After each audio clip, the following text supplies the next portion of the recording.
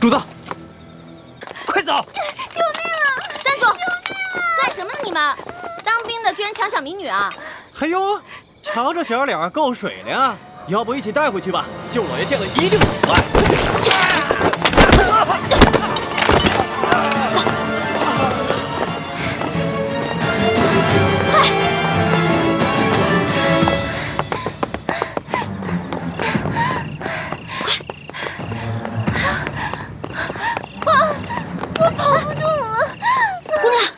没事吧？他们都追上来了。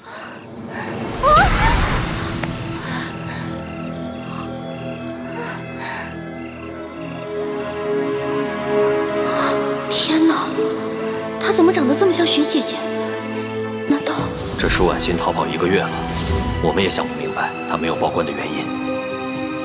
但是，她极可能已回山西老家去找她父亲舒剑了。哎呀，此处离太原府不远了。难道她就是从明珠谷逃出来的舒婉欣？可是她一个弱女子，为何不报官，却要独自千里迢迢逃回老家呢？花儿，一欢，花儿，你在哪儿啊？在哪儿啊？一欢，来，姑娘，咱们躲这儿，快点，就这儿啊，快！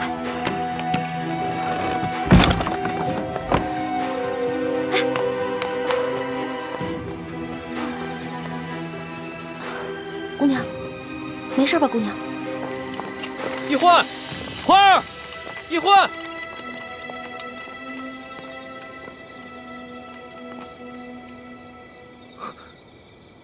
屋里好像有欢妹的呼吸声，但似乎还有另一个微弱的呼吸声。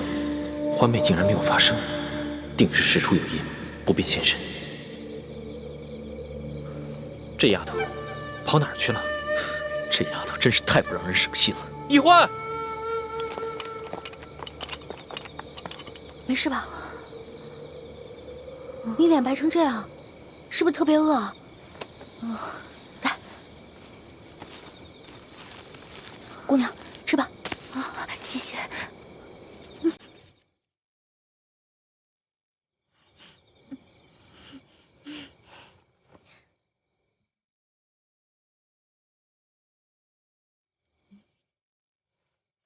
明明已经饿得不行了，还尽量注意吃相，不肯狼吞虎咽。看来应该是出身名门的大家闺秀啊。不好意思，我已经2天没有吃东西了。谢谢女侠仗义相救，谢谢女侠。别，太客气了。姑娘，我看你也不像这个村里的人，你为何一个人啊？你从哪儿来啊？要去哪儿啊？小女子本是山西太原府人士，途经此处，看到一处空的房屋，本打算暂借一宿，谁想到我刚住进去，就有2个官兵闯了进来，说我强占民宅，要抓我去见官。幸得女侠出手相救，小女子感激不尽。嗨，我根本不是什么女侠，我跟你一样，是途经此地的过客。你我相遇也算是缘分，不如互相留个姓名，他日江湖再见的时候也是朋友了。我叫易欢，你呢？是易女侠。易女侠武艺高强，又仗义助人，小女子能够结识易女侠，是小女子的荣幸。嗨，小女子的贱名不足为道，只是我这出门在外，身上的盘缠没有带足。易女侠家住何处啊？小女子平安回家之后，一定备下薄礼，登门致谢。口风倒是挺紧的，不肯说自己的姓名，反倒盘问起我来了。谢就不必了。我看咱俩年龄相仿，我是顺治12年5月初4生的，不知道该管你叫姐姐还是妹妹啊？小女子出生于顺治11年3月初8，可不就是舒婉欣的生辰？那你比我大，我应该叫你姐姐。姐姐，你一个人手无缚鸡之力，怎么就跑到这儿来了？也没个伴儿陪你啊？唉，2个月前，家父把我献给一个有权有势的男人，那个男人要在很多姑娘当中挑选妾室，我是备选之一。没想到，我还没有到那个男人家，就阴差阳错被人劫走了。直到近日，我才侥幸逃出来。这个有权有势的男人，指的应该就是龙小弟了。还有此等事情啊？那你逃出来以后，为什么不去报官啊？你现在难道要去找那个有权有势的男人啊？不是这样的。我未曾去报官，是因为那些劫走我的人固然可恶，但是我不恨他们，反而心存感激。为什么呀？家父把我献给那个有权有势的男人做妾，并非出于他的本意，实在是那个男人太有权势，家父不敢违逆。因此，我在心里早已发了誓，若被那男人选中为妾，那我便以死明志。其实那个男人有权有势，也是个不错的归宿啊。你宁死不从，莫非？我看你戴的这块玉应该是鸳鸯玉吧？你戴的这块是雄的，那雌的那块，莫非姐姐已经有心上人了？啊，那我明白了。怪不得你从劫匪那儿逃了以后不去报官，你现在是想去找你心上人啊？实不相瞒，我自幼丧母，和爹爹相依为命。我是真的想在我出走之前，悄悄回一趟家，去看看家父最后一面。他说去看家父最后一面，然后就私奔。那如果他发现他爹快死了，那他肯定就忍不住露面了，这不就麻烦了吗？这院里有人！嘘，一群窝囊废，这事儿还得麻烦我。行了行了，想不到这姓杨的居然能听出我们的呼吸声，那我肯定应付不了，不如叫救命吧。不行啊，要是这样就惊动了龙小弟和索额图，那就更糟了。姐姐，我们躲到那边去吧。走。好。快。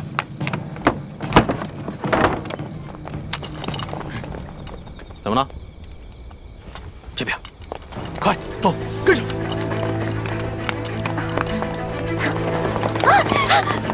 在那边，追！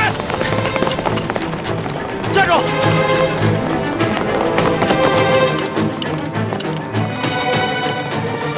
这一关到底跑哪儿去了？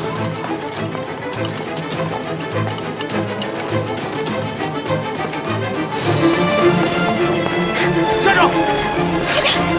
姐姐，站住！姐姐，没事吧？别动，别动！你们干什么呀？不干什么？来啊，拿下带走。是。等会儿，你不是？哎，老爷，哎，啊，这丫头不是跟那几个富商在一起的吗？啊，怎么了？我总觉得那几个富商没那么简单。找另外一个，这个不抓，免得节外生枝啊。也行。啊，兄弟们，把这个带走。是。快走！不行，姐姐，后面，姐姐，快走！李翔，快点！姐姐，姐姐，别喊了，现在没人能救得了你。那边有好多人声，去看看。好，老实点儿，走。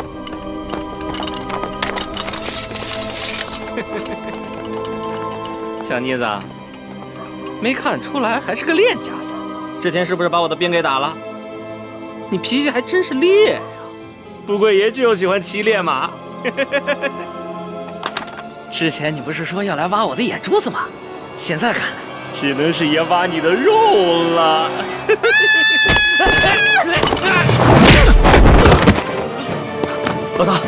没事吧？我没事，没事。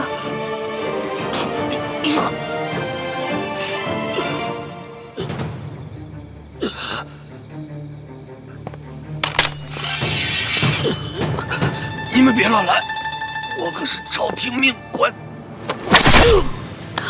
主子，他敢轻我一环，死有余辜。你见杀了他已经便宜他了。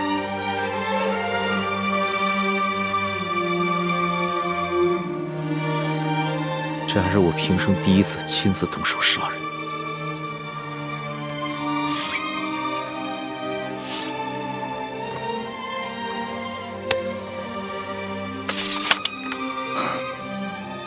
杀害朝廷命官可是大罪，这样一来，很容易暴露身份。杀了就杀了，想办法善后。这三更半夜的，你到处跑什么呀？喊你也不应，你知不知道我们很担心你啊？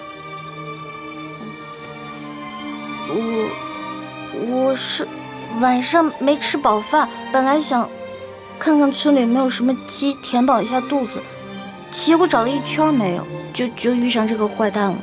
饿死鬼投胎啊！天天就想着吃，除了吃你还能知道什么呀？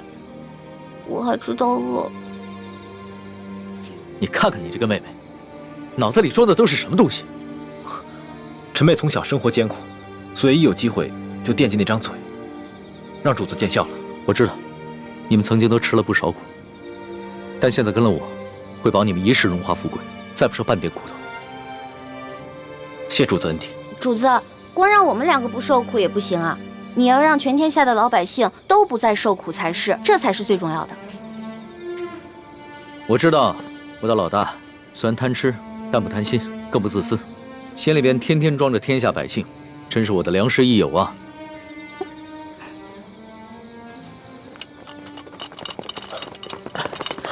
主子，主子，这怎么回事？不必慌张，先找个地方把他埋了吧。这，来人呐，把他拖下去。这，快！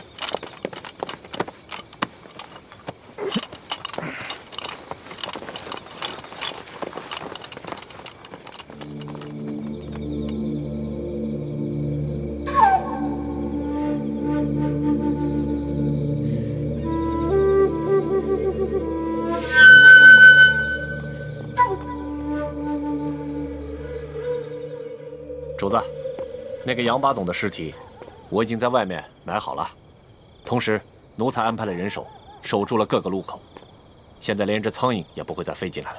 嗯，办得好。对了，再有人来打探消息的话，先不要杀掉，悄悄把他们拿下，找一个地方关押起来，到时候他们也是人证之一。这，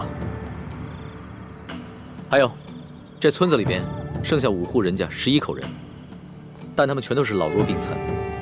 左土，挑几个可靠的人去找一个安全僻静之地，务必在天亮之前把他们全部转移。这，哦对了，他们都是老弱病残，就把我那辆马车拨给他们。这，马三，我们走。这，咱们也都准备一下，天一亮我们就要离开这个院子。主子，这才3更天，你先回屋休息吧，等我们收拾好了以后再叫你出来。好，明儿再赶1天的路就能见到书剑了，到时候肯定有很多事情要等着我处理，所以啊，我是应该好好养养神了。那我给您点一炉安魂香吧，不然你睡不好，又该胡思乱想了。不容易啊，会体贴人了啊。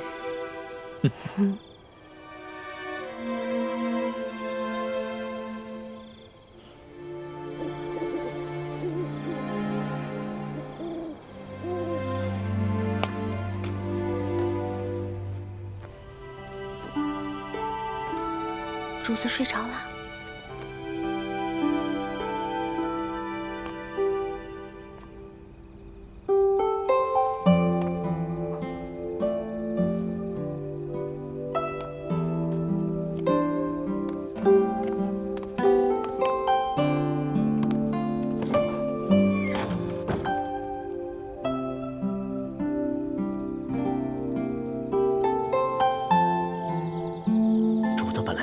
去的睡不着，闻了你一个什么香，马上就睡着了。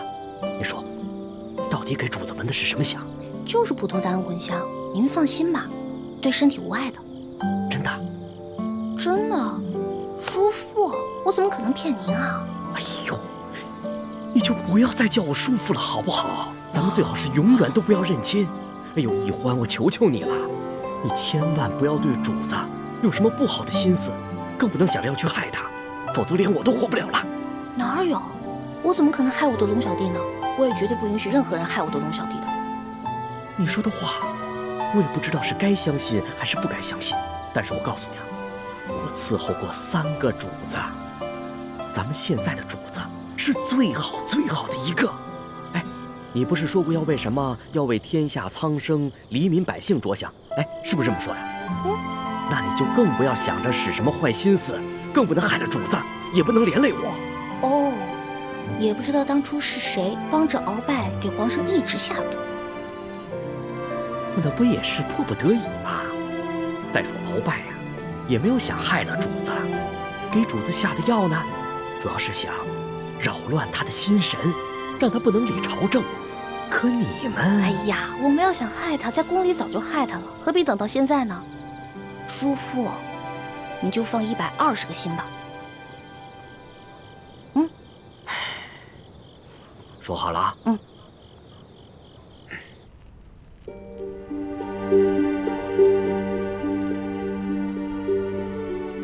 我给康熙下的安魂香的分量很轻的，索额图在安排村民，很快就会回来，咱们得抓紧时间。你能确定那姑娘就是舒婉心吗？我看看。当然了，我生辰都对了，错不了。幸好他被刘德昭的小舅子给抢走了，否则被索额图发现，那可就麻烦了。可他现在落在恶霸手里，不定后果怎么样呢？咱们得去救他。都什么时候了，你居然还想着去救舒婉心，怎么敌友不分呢？六师傅，他不是咱们的敌人，他是无辜的。他威胁到咱们的大业，那就是我们的敌人。可是你这话说的不对，六师傅。怎么不对了？我们替先帝报仇，光复大明，那才是大是大非。这些小事情根本就不用计较。六师傅，易欢说的没错，舒婉心必须得救。他从明珠谷逃出来以后，一直没有报官说出自己的真实身份，是想着悄悄和自己的心上人私奔。但眼下他落在了刘德昭小舅子手里，为了自保，他很有可能说出自己的身份。刘德昭知道真相后，必定会上报朝廷。那样的话，倾城的身份也会暴露。可我们眼下怎么救呢？我们一不熟悉路线，又不知道他们把人抢到了何处，而且这天就要亮了，实在是来不及啊。这样吧，一会儿我装病，留下来和那些村民一起去休养。等你们走之后，我就会悄悄地去找舒婉心。如果他没有暴露身份的话，那我就会把他救出来，并把他送到明珠谷。倘若他暴露了自己的身份，那我只能杀了他，和所有知情的人以绝后患。六师傅，你不能这样。如果这样滥杀无辜的话，跟当年清军杀无辜的老百姓有什么区别啊？欢儿，你怎么跟六师傅说话呢？师傅，你别生气啊。一欢他就是这样，说话不知轻重。我看要不这样吧，如果这个舒婉心说出了自己的真实身份，那六师傅就把那些知情人士杀了，留舒婉心一条命，把她送回明珠谷就是了。是啊，六师傅，那些狗仗人势的东西本来就死有余辜，杀了也算是替天行道。但是舒婉心是无辜的，我们不能伤害她。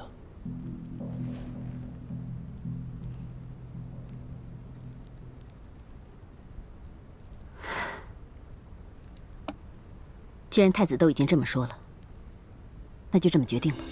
谢谢六师傅。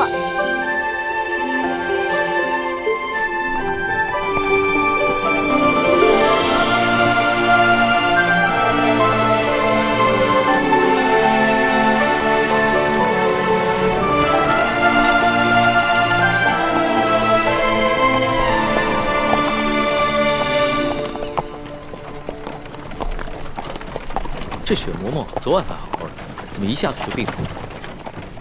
其实昨天白日里，雪嬷嬷就有些不舒服，她只是在硬撑着，没敢禀报主子。臣妾已经拜托那些村民照顾她，想来养上几日也就没事了。只是她这一病啊，你就没人伺候。主子能够恩准臣妾出宫省亲，已经是对臣妾格外开恩了。这些小事情，臣妾自能克服。还是你省心，不像某些人，就知道给我添乱。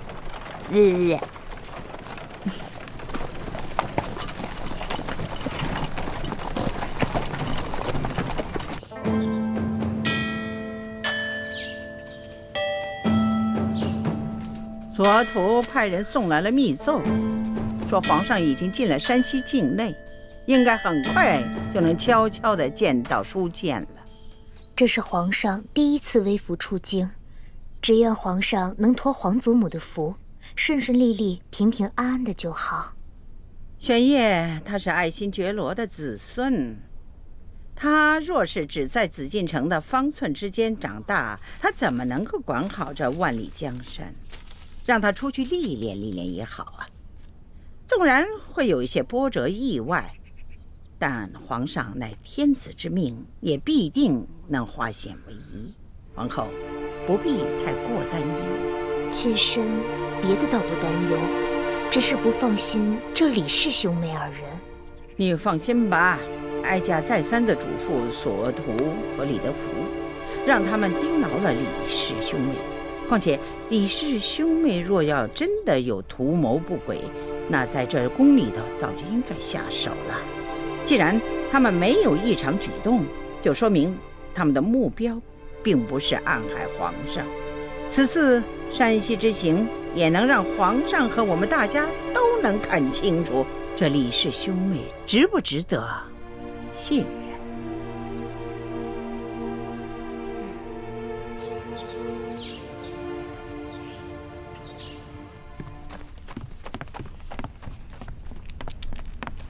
官儿啊，杨八总找着了，找着了。不管他说出什么理由，先拖出去给我打50军棍。此风不可长啊！居然敢不声不响的玩失踪，这以后这对我还怎么办？还军什么棍呢？人是找着了，在一棵杨树底下埋着呢。死了，死了。肋骨断了几根，而且被一箭穿心。我纳闷呢，淮阳村的10几个村民没这个能耐啊，除非是那几个外地来的客商，他们带了一群保镖，而且个个身手不凡。二公子，这钦差大人迟迟不来，难道咱们就一直在这傻等吗？时常有人在皇上面前进谗，说我们平西王府的人居功自傲，不把朝廷放在眼里。眼下出了这么大的事，皇上又特命钦差来此查案，我等自然应该恭敬些，以免落人口实才是。二公子，如此维护平西王府的声誉，若是让王爷知道了，一定会非常欣慰的。我只是在做我的分内之事，我父王知不知道，都不重要。所以说，王爷的这几个儿子里，就属二公子最为仁厚。吴公子，钦差大人还没有来吗？应该快了吧？那我们兄妹二人可需要回避一下。那倒不必，二位都是我吴应琦的朋友，刻意回避当然不需要。但是，如果二位不习惯接待朝廷要员的一些繁文缛节，当然也可便宜行事。待我事情处理完毕之后，再与二位一同上京。那我们多一事不如少一事，不如我们就留在自己房里吧。也好，那就随姑娘的意。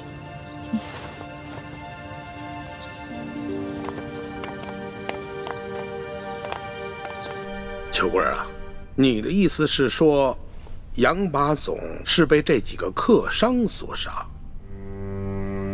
要我看，不但杨八总是被他们杀的，连那10几个失踪的淮阳村民，也跟他们脱不了干系。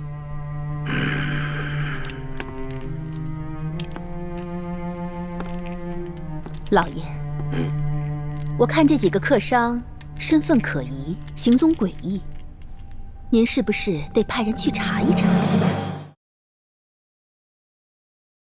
看这几个客商身份可疑，行踪诡异，您是不是得派人去查一查？他们究竟从何处入我山西境内，又去往何处，有什么来头？香娥，卑职在。此事就交由你去办。卑职遵命。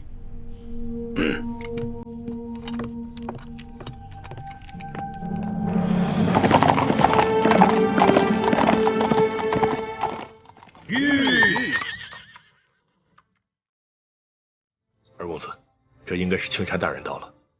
这些都是先行探路的便衣侍卫。就。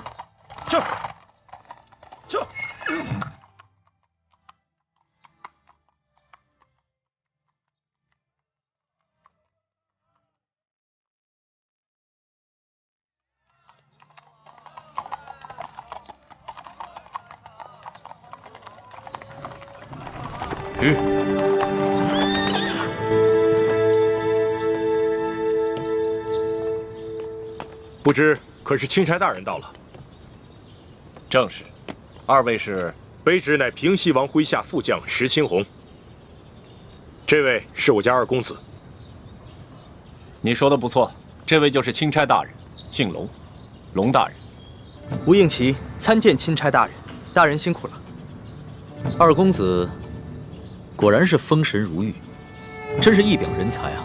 是，虎父无犬子啊！钦差大人过奖了。啊，对了，二公子，这皇上特意命我悄悄护送丽嫔出宫探望舒大人。吴应奇拜见丽嫔娘娘。免礼。此事切勿声张，就我们几个人知道。卑职明白。舒大人现在的情况怎么样了？至今一直昏迷未醒。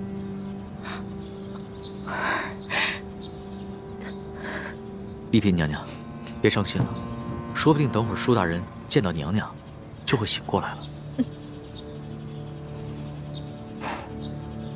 秋官啊，你说这几个村民怎么会无缘无故的失踪了呢？而且这些剩下的村民皆是一些老弱病残，你说他们都去了哪儿了呢？要说他们杀了杨把总，是因为杨把总调戏了那个客商的婢女，他们失手杀人再埋尸，这说得过去。可是为什么要带走那10几个村民呢？这不合乎情理啊！难不成他们是想将这些村民留作证人，将来去京城告御状不成？有这个可能。华阳村的梁老婆子一直都是个刺儿头。哎，你想啊，他儿子告状被咱们给弄死了，他孙子接着告，咱们给他发配关外，他能跟咱们善罢甘休吗？而且就这么巧，那几个客商就投宿在他家里，他肯定没少说咱们的坏话。说，还有脸说？消消气。既然知道这个老婆子是个刁妇，为什么早不处理啊？留下如此之祸患。我哪知道啊？他一个老婆子风烛残年了，有上顿没下顿，能活几天呀？谁成想半路杀出个程咬金，跑出这么几个客商来。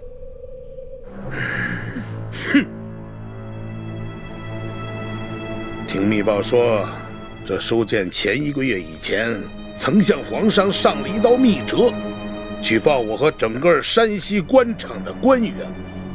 当时皇上忙于敖中堂的事情，所以将此密折留中未发。现在敖中堂已经被皇上给捐尽了，看来这皇上可以腾出手来，有时间整顿吏治了。那么成，那几个神秘的客商是来自京城的密使。什么？什么意思？什么意思？来干什么来了啊？你慌什么？我告诉你，现在整个山西的官场那就是铁板一块，只要舒建一死，任谁都查不出什么。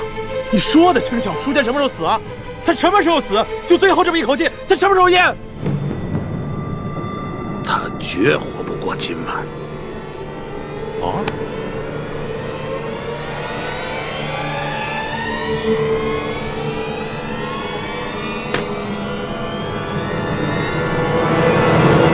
龙大人，您陪着丽嫔娘娘先去探望舒大人，卑职带着手下把这驿馆里里外外都搜查一遍，布置好安防。好，去吧。这，走。丽嫔娘娘，龙大人，这边请。娘娘，二公子，二公子，刚刚我家老爷醒过来了。当真是皇恩浩荡啊！这丽嫔娘娘和钦差大人一过来，舒大人就醒了。看来真是被本钦差给说对了。舒大人一定是知道丽嫔娘娘要来探望他，激起了他的求生欲望，所以他就醒了。多谢大人吉言，这都是托了皇上的福。二公子，那就请带路吧。是。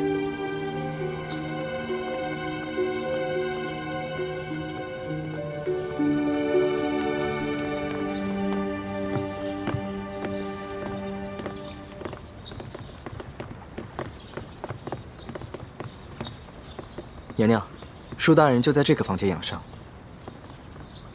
哦，对了，皇上有一封密诏要我单独交给舒大人，有劳二公子先行回避一下。啊，好，那我等告退了。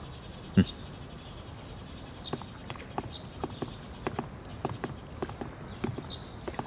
你们也先都退下吧。是。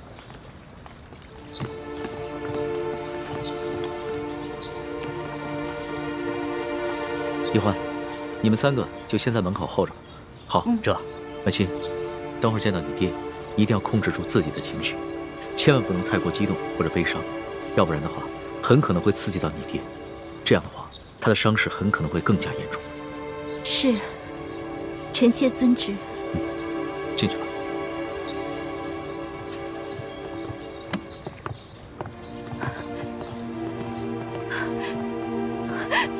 爹，爹，爹，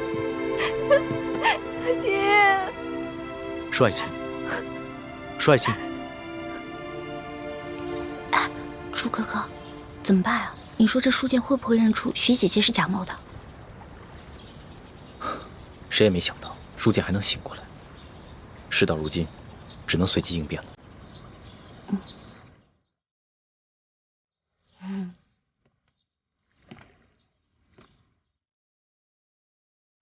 你们2个在悄悄商量什么？什么都没说。我明明看见你们2个在悄悄商量。你们一定有企图。我可告诉你们，我在这宫里30多年，好不容易才有今天。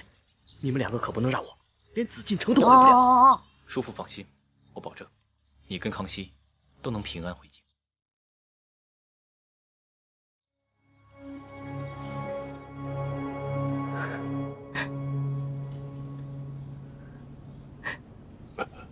皇上，先别急着起来，安心躺着。舒爱卿，不仅朕来看你了，你看看，还有谁一起来了？爹，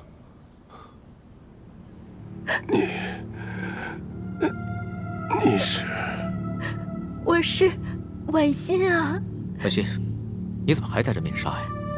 啊，臣妾有喜有忧，都糊涂了。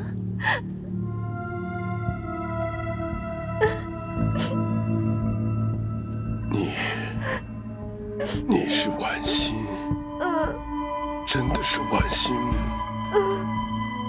你怎么来了？舒爱卿，朕知道你只有这么一个女儿，所以啊，朕特意带她来一同探望你。临出宫前啊，朕已经封婉欣为丽嫔了，入住永和宫。谢主隆恩。婉欣啊，你既然封了嫔，你就是爹的主子了。从今天开始，不要再来看爹了，要好好的伺候皇上。婉欣，你忘了刚刚朕怎么跟你说的？别老顾着哭啊！皇上，臣妾忍不住，臣妾忍不住。行了，那你先去一边，稳定稳定心思。朕先和你爹说几句话。是。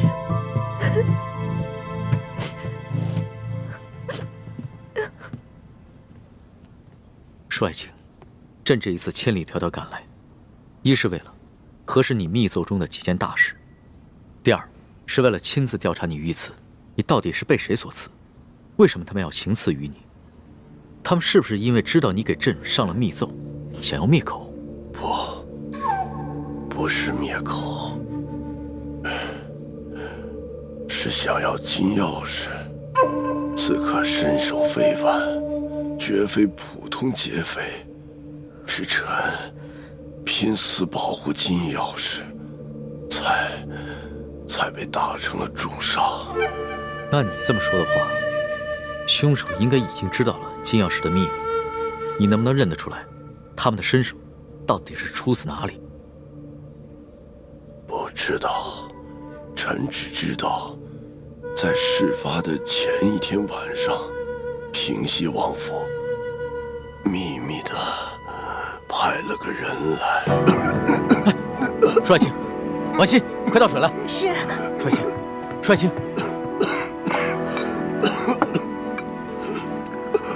帅卿，你先缓过这口气再说。爹，来，喝口水来，小心。再来一口。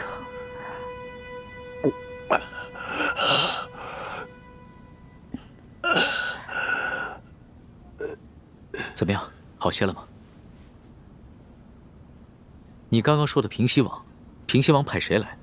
派他来做什么？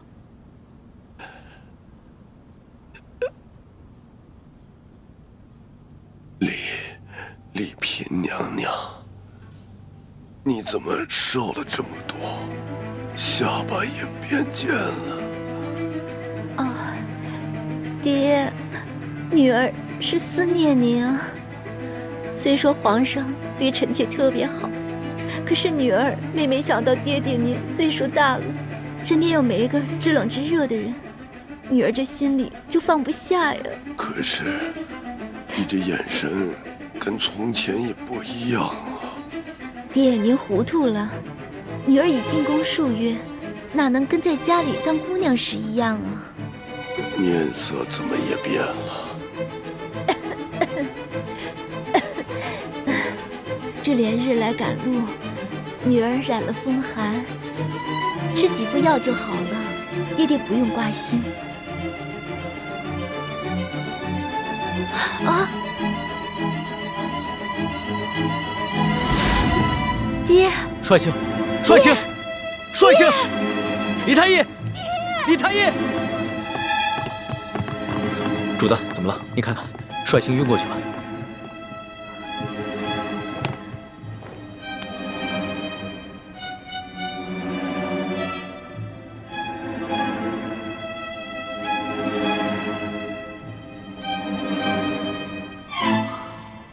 主子，舒大人的脉象很不好，只怕随时都可能。啊！那可还有救？朕尽量一试。只是舒大人本就重伤未愈，又元气大伤，好不容易见到了主子，还有丽嫔娘娘，难免心情激动，多说了一些话，自然便撑不住了。至少3日之内，不宜再让他受到任何的刺激，更不能让他说话，否则再次耗损元神，恐怕就无力回天了。知道了，你先去煎药吧，臣遵旨。丽嫔娘娘，主子，要不然咱们也先出去吧，让舒大人好好在这儿静养一下。李德福，你留在这儿，亲自照顾舒剑。这。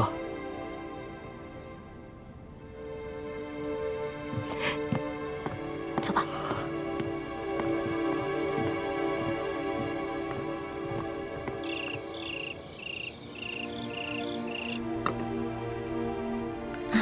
真没想到，这个舒剑受了那么重的伤，居然还能发现我跟舒婉欣的细微不同。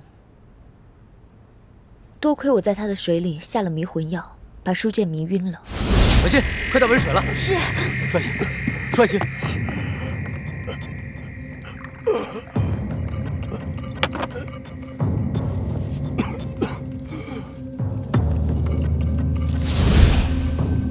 否则，他再多盘问我几句，就算我能应付得过去，康熙啊，也还是会起疑心的。也不知道六师傅找到舒婉心了没有？咱们两边都不能再出半点岔子了，否则倾城的身份就暴露了。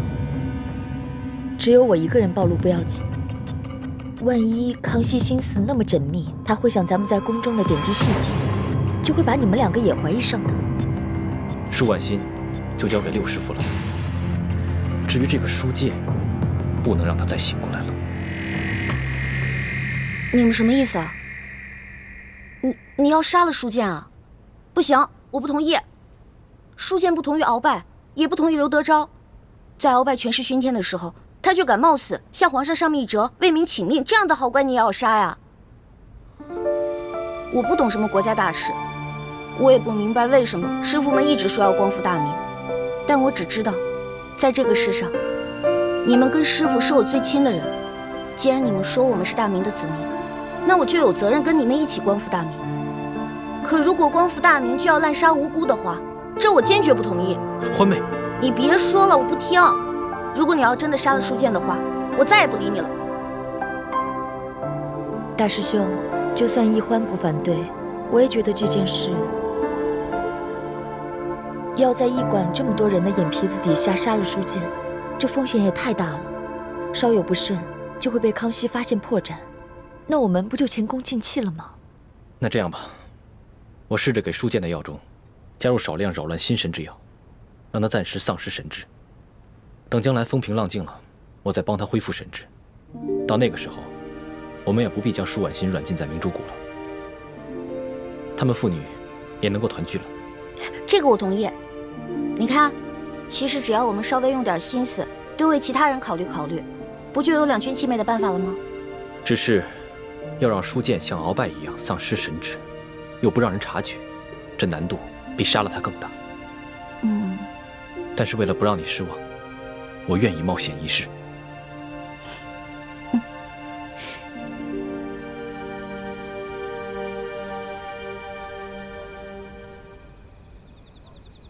二公子，本钦差听舒大人说，就在案发的前一晚，平西王爷曾经派人来找过你。不错，事发前一晚，我父王确实派人来找过我，只因为我等刚出云南境内，就遭遇了一股劫匪。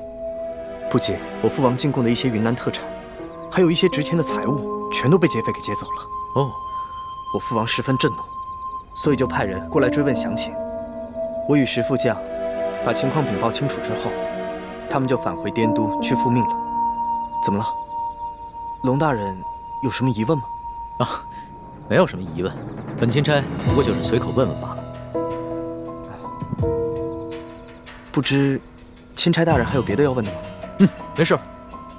那卑职先行告退了。好。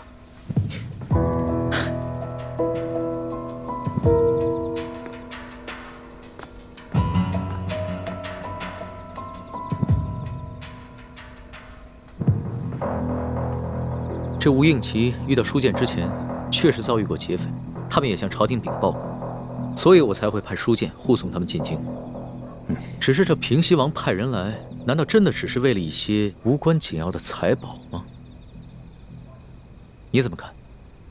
主子，您是不是怀疑这刺杀舒总兵的刺客和平西王有关？可是，如果这平西王早就知道这金钥匙的秘密，那何必先派自己的儿子把金钥匙送往京城，然后再派人半路去抢劫呢？那你觉得谁的嫌疑最大？奴才以为，这刘德昭可是鳌拜一手提拔的，鳌拜老奸巨猾，他会不会假意向皇上禀告这金钥匙的秘密，然后暗地里又派人悄悄地来劫呢？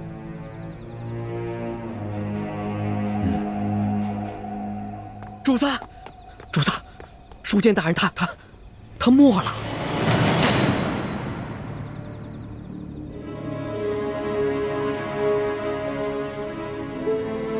奴才一直听从主子的吩咐，守在书监大人的房门外，就连一只苍蝇也不让飞进去。可是刚半夜的时候，奴才就腹内疼痛，我等不及换班的人来，就去了趟茅厕，前后才一盏茶的功夫。等我回来，舒大人他就……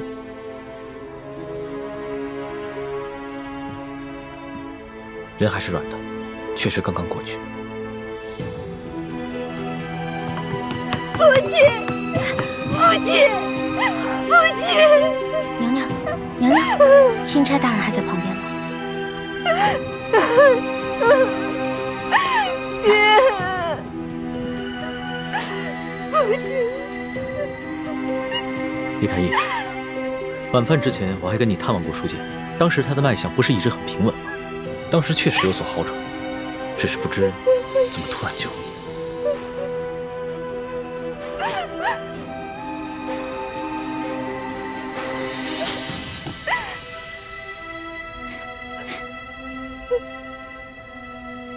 怎么了？有什么发现吗？舒大人身上有一股辽山参的味道，但是卑职所开的药方中并无此物。辽山参，此药有毒吗？此药无毒，但舒总兵重伤之下命在旦夕，此时用大补之药，反倒成了他的催命符。所以你的意思，舒大人是被毒死的，是吗？可以这么说。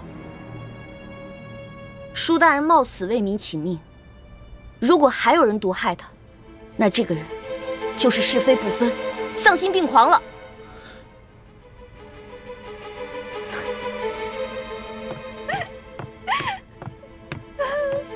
主子，卑职已将这驿馆里的所有人等全部都拘押起来了。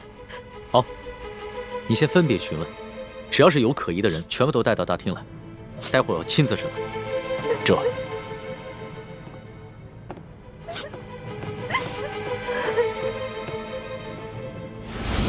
朱哥哥，你实在让我太失望了。欢梅，人不是我杀的。不是你杀的，不是你杀的，是谁杀的？你对我就这么没信心吗？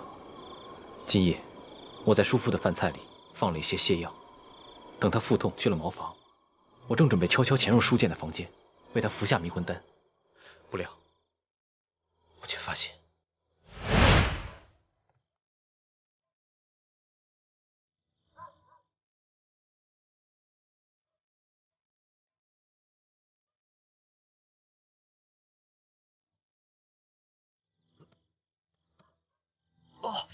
肚子怎么这么疼啊？哎呦，咱家换班的人怎么还不来呀？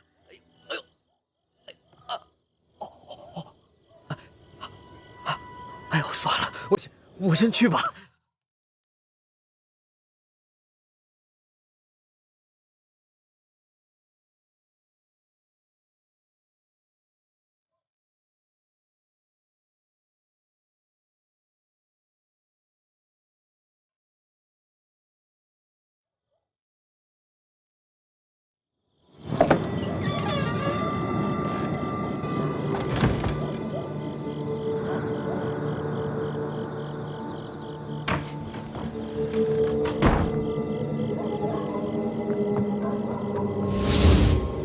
你是说有人抢在你之前杀了书监？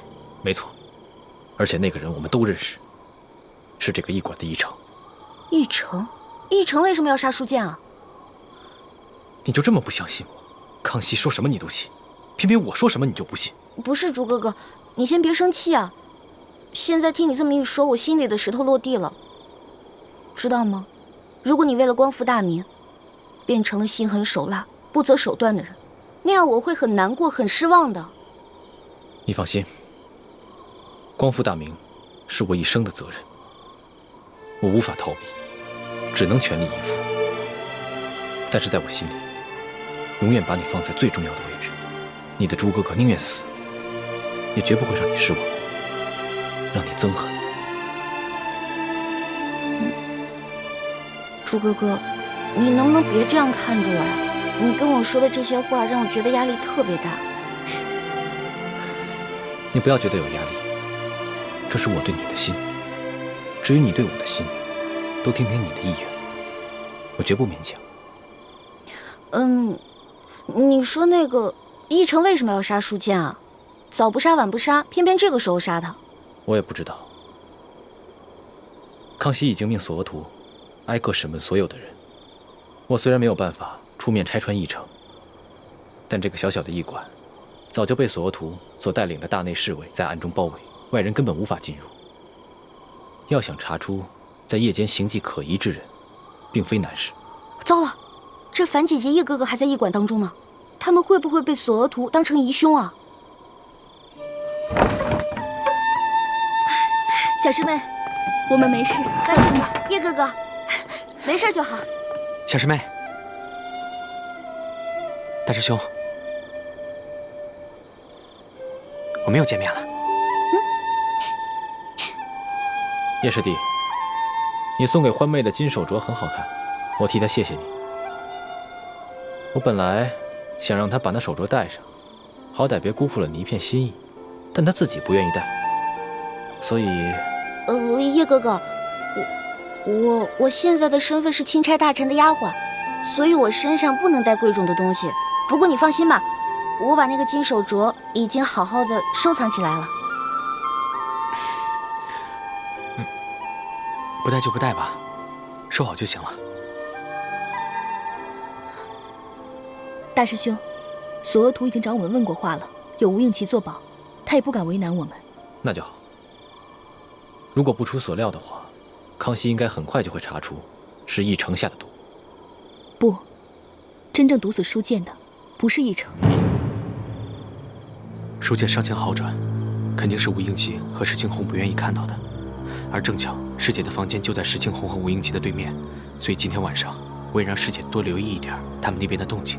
我一直观察着对面的房间，结果发现石青红悄悄从房间溜去。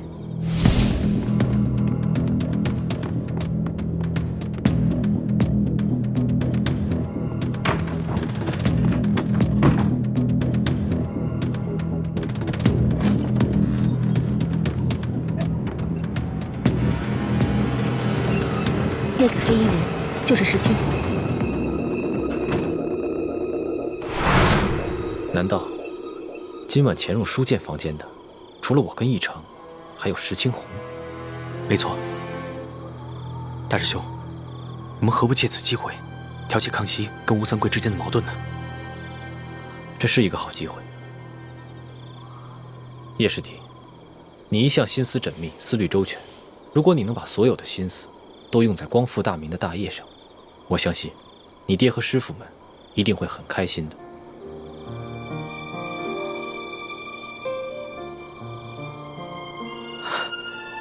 我知道了，大师兄，我一定会抛弃杂念，一心光复大明大业。好，但愿你能说到做到。啊，此处不是说话之地，索额图已经将驿馆的人通通绑起来，等着康熙亲自审问了。我和叶师弟也得赶紧先回房间了，你们也快点去听审吧。好，注意安全。走，注意安全啊！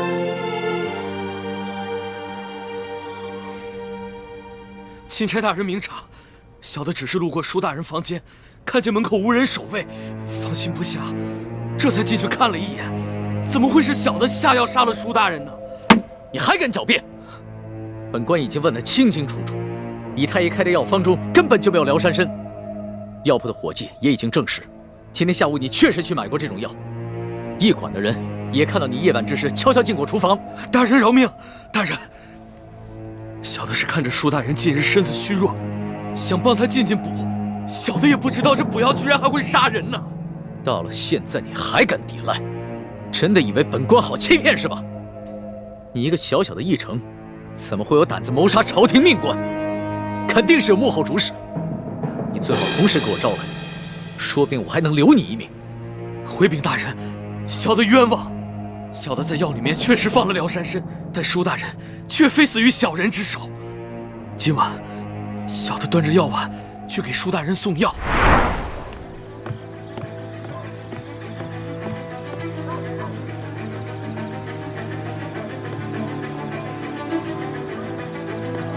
石青红，原来是你！真正的凶手跟小人一样，是用辽山参杀人。小的听见舒大人在临死之前亲口喊出了真凶的名字，就是石青红。混账！你血口喷人！钦差大人，卑职今天晚上一直在二公子房间陪二公子下棋，这一点，二公子可以为卑职作证。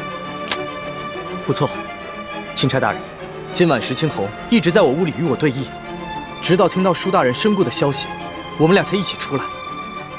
钦差大人，此事非同小可。石青红是卑职的人，此事可是牵涉到平西王府的清誉。我父王历来是效忠朝廷，效忠皇上。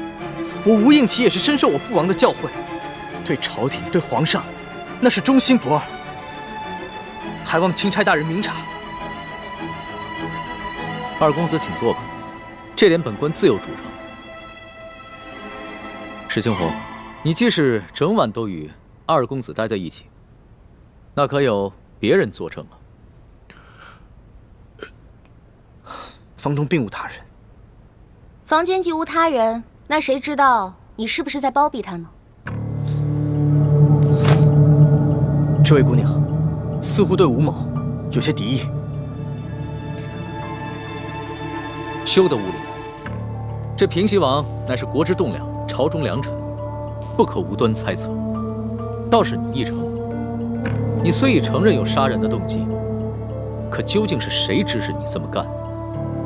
无人指使，是小的与舒大人有私人恩怨。舒大人官拜三品，你一介小小奕成，恐怕连给舒大人提鞋都轮不上，何来私人恩怨之说呀？不瞒大人，舒大人曾经因为小事给了小的一马鞭，小的就此怀恨在心。但舒大人确实不是小的杀的，还望大人好好审问石青红。够了！我平西王府与你素昧平生，你为何硬要将这屎盆子扣在我平西王府头上？小的确实亲耳听见舒大人临死的时候说的是你的名字，小人没有撒谎。你石青红，不得鲁莽。钦差大人自有公道。奕成，你本就是一个小小的奕成，哪有胆子谋害朝廷命官？你最好老老实实的说出你的幕后主使，要不然的话，很可能会罪加一等，连累你的家人。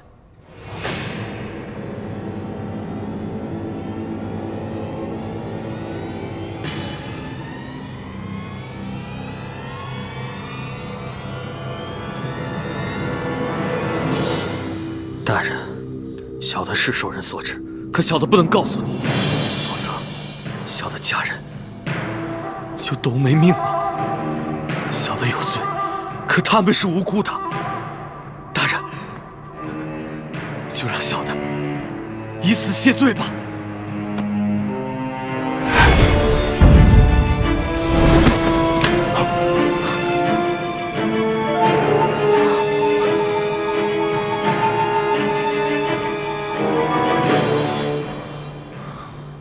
他舌下藏了见血封喉的毒药，见势不妙，便咬破蜡丸自尽了。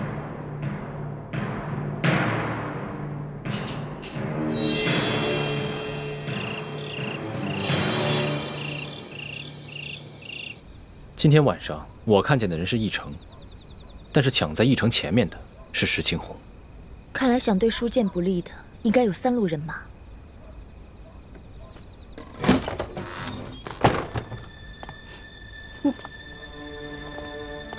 主子，李太医也在啊。一嫔娘娘悲伤过度，我来给娘娘诊脉，开一些疏散之药。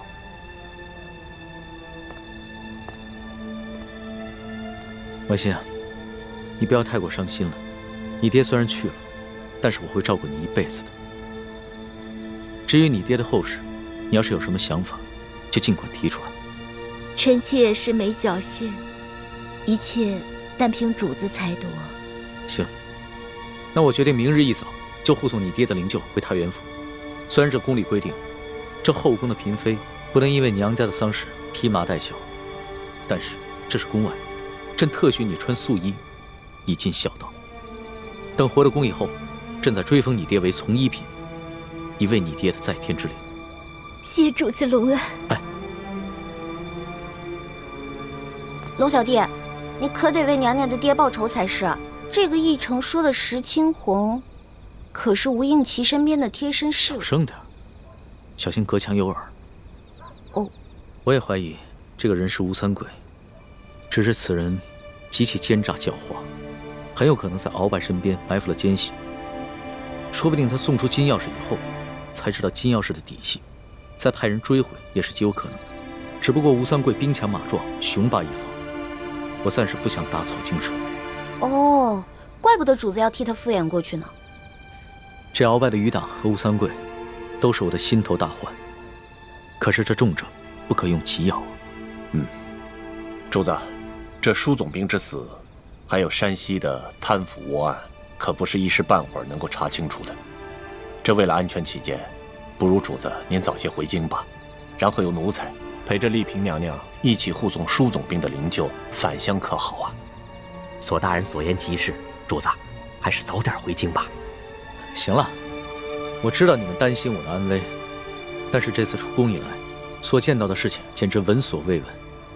纸上得来终觉前，我还是想在这山西多待几天，多体察一下民情。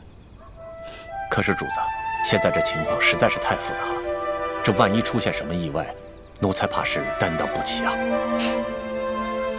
身为天子，最大的威胁不是一些宵小之徒的暗杀，而是没有能力治理好这个国家，让百姓天天盼着你死。我不可能一辈子都待在深宫里面，仅凭折子来治理天下。虽然在这儿体察民情会冒一些风险，但是既是值得，也是应当。龙小弟，说得好，我支持你。以后无论你做出什么决定，我这个老大都会拼命保护你的。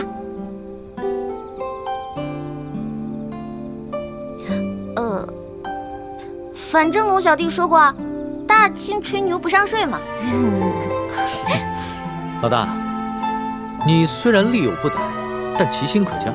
你这份情，我领了。主子，通宵审案，这天都快亮了，主子还是早点休息吧，保重龙体要紧。我哪还睡得着啊？天一亮，我们就出发吧。这，钦差大人，今天一早，石青红就去了那个奕成的家，听其邻居讲，就在前几日，巡抚衙门的捕头在其家搜出一箱赃银，目前他的妻儿老小全都入狱了。本钦差明白了，多谢二公子。钦差大人，我无视父子，无论是对皇上还是对朝廷，那都是忠心不二。还望钦差大人回到宫中，在皇上面前多多美言。那是自然，只不过这未被盗的永历帝遗物，就有劳二公子继续送往京城。咱们就此别过，后会有期。后会有期。大人，请上马。去。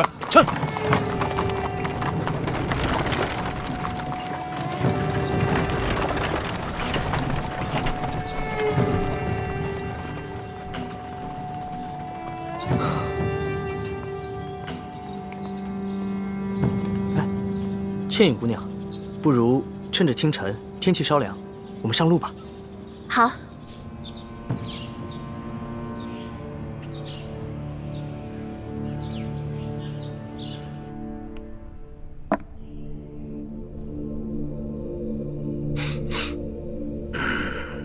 这钦差大人叫龙三，这满朝的官员之中，哪儿来的这号人物啊？这龙大人一行十分低调，一直身着便衣，从不惊动地方官府。一入驿馆，便屏退左右，要与书剑密谈。书剑因伤，未说几句便昏迷过去。奕成原想在夜里投毒，接过了书剑，可没想到被平西王府的人抢了先。龙大人不敢得罪平西王，所以就把责任全都推给了奕成，逼着他说出幕后的主使。哼，这不是自己给自己找麻烦吗？啊！本来这书剑御册与我们没有一文钱的关系呀。本想着这次可以除却我这眼中钉，现在可倒好，这屎盆子全都扣到咱们自己脑袋上了。大人，奕成知道自己把事情办砸了，怕连累妻儿老小，已经服毒自尽，并未供出大人。我告诉你，若是此事深查的话，那还查不出来这义城的一家老小是咱们抓的？这龙大人一看还不明白？现在急也没什么用了。依我看呢，咱们只能是一口咬定，这义城的妻儿老小是窝藏赃款，咱们是秉公办案。只要不让这个钦差找到证据证明书剑的死跟义城有关，那他就根本奈何不了咱们。但愿吧，但愿这个钦差大臣跟以往是一样的，是一个懂规矩、好说话的。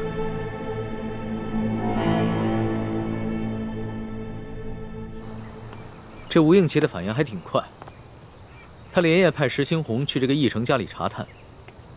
据他的意思，这个义城应该是受了山西巡抚刘德昭的胁迫，所以才会铤而走险，毒害书剑。主子，你可千万不能相信吴应奇的话，这事儿分明是吴三桂跟刘德昭两路人马都想刺杀舒总兵。这刘德昭想杀舒总兵，肯定是认为舒总兵手里有他的什么把柄，而劫走金钥匙刺杀舒总兵的人，肯定就是吴三桂那批人马了。放心吧，我心里有数。老小弟，你一会儿别骑马了，骑马太辛苦，你还是上车来吧。那可不行，我现在的身份是钦差大臣，怎么可以跟丽嫔同坐一辆马车呢？再说了，这驿馆的风声闹得那么大，肯定已经传出去了。要是我的身份也暴露的话，那可就真的危险了。